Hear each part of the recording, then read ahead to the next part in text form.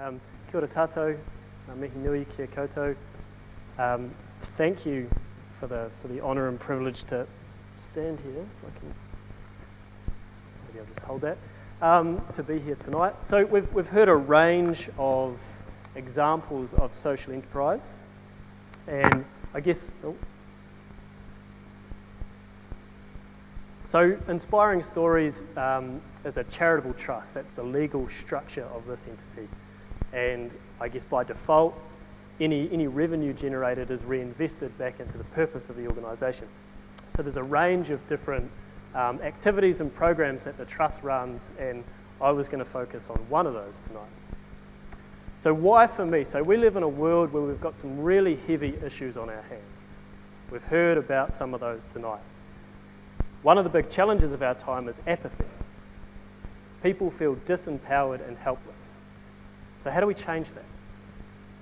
How do we create experiences that get people excited, that help to switch a light bulb on, that create incentives for people to pour their heart and soul into tackling the big issues of our time?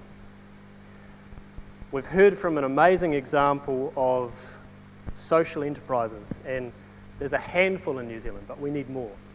We need more of these tackling the big issues of our time. One of the things that we run is a national event right here at Te Papa called Festival for the Future.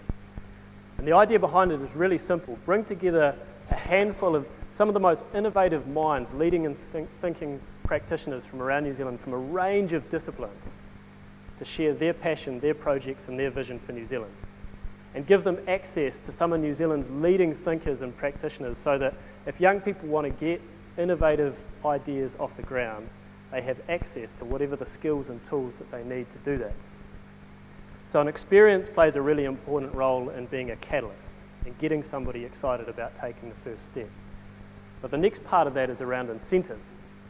So the next step in the framework is a new national initiative that we're launching called Live the Dream. It's an ideas challenge, ideas for a better New Zealand. And so the premise is those ideas are assessed based on their potential to generate social, environmental and economic impact for New Zealand. Successful projects are then supported through an intensive 10-week pressure-cooked incubator program.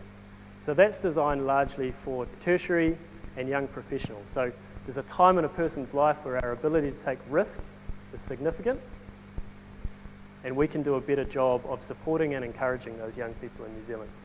So in terms of an organisational model, a portion of the revenue that's generated through ticket sales at Festival for the Future goes into the seed fund to support the incubation of those new projects over summer, December through February this year.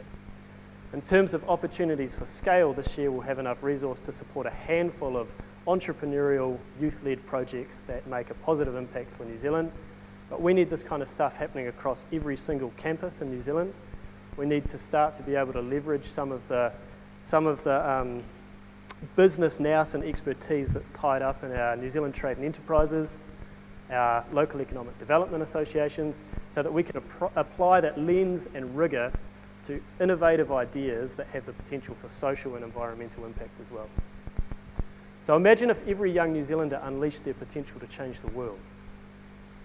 What would it take to make that happen?